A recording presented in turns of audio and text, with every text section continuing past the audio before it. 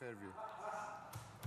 Thank you very much, Honourable Speaker, and it gives me great pleasure to respond to the member from Delta North, particularly because I appear to have significantly more information than he does. But first of all, let me say that it's a pleasure to hear the members of the government finally, as they have over the last few months, pivot from the LNG industry, which is yet to produce any firm investment or commitment to create jobs in British Columbia, and start talking about the benefits of a diversified economy. I've spoken in this House many times over my 2 years here about the importance of the tech sector and the fact that it is a sector with a tremendous potential for growth if only there were some targeted policies from the government of British Columbia to help them grow even faster than they have been on their own, and also that the sector provides many more jobs than all of the resource industries combined, notwithstanding the fact that having worked in resource industries most of my younger years, I recognize their importance to BC and their importance to people in rural communities that work in them. But let me briefly respond to the member for Delta North. He apparently missed the comments from the federal leader of the NDP that were received extremely well by the tech sector, including by Ryan Holmes, the CEO of Hootsuite, that expressly said that stock options used as part of promoting the high-tech sector would not be part of a federal NDP government's plan. He made a clear statement to that effect, and it has been recognized and appreciated by Ryan Holmes and others in the tech sector. So I invite the member to do a bit more research.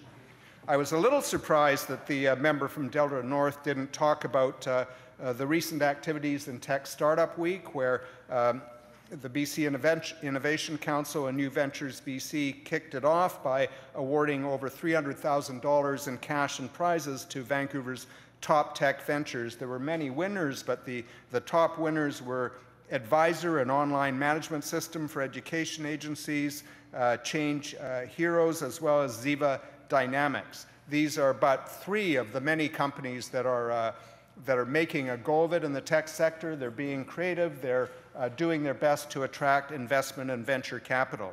The Venture Acceleration Program has many centers around British Columbia. I've visited many of them. They guide, coach, and help grow early-stage technology entrepreneurs. They focus on accelerating the commercialization of technology. These include, among others, Viatech and Techtoria here in Victoria, Venture Labs and Wavefront in Metro Vancouver, and the fabulous Accelerate Okanagan Technology Association and the Kelowna Innovation Centre. But it's also worth noting, Honourable Speaker, that Vancouver and BC, according to the Conference Board of Canada and many articles, are not doing as well as they might. BC is still, as many people point out, in rating systems, has multiple Ds in the rating scale, two of them in research and development categories, because we simply are not doing enough, and this government is not doing enough to help the sector grow by filling the gaps that will enable them to grow more jobs and an even higher percentage of the GDP. Experts say globally that we are slipping due to a lack of investment. I've raised in this chamber and in estimates many times about the failure of this government to meaningfully address the request of the tech sector to show a commitment to early-stage venture capital and help attract by leveraging private sector investment. We simply don't have enough in BC, and that's why the Global Startup Ecosystem Ranking placed Vancouver as 18th. That's a drop from 9th over 3 years, and they said funding is the biggest single issue.